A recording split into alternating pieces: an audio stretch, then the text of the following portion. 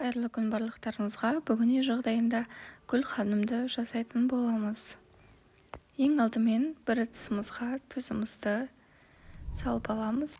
Оның үстіне суымызды қосып, жақсылап араластырып аламыз.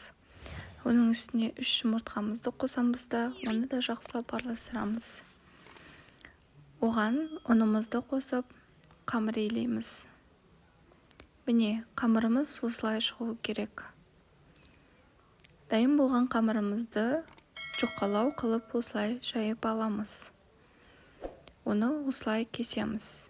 Арасына май жағамыз.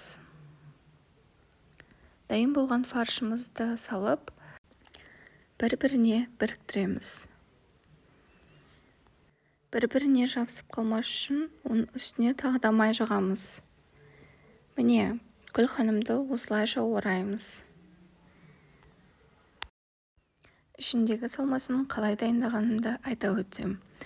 Бұл жерде фарш, картошканы осылай турап аламыз және де пияз.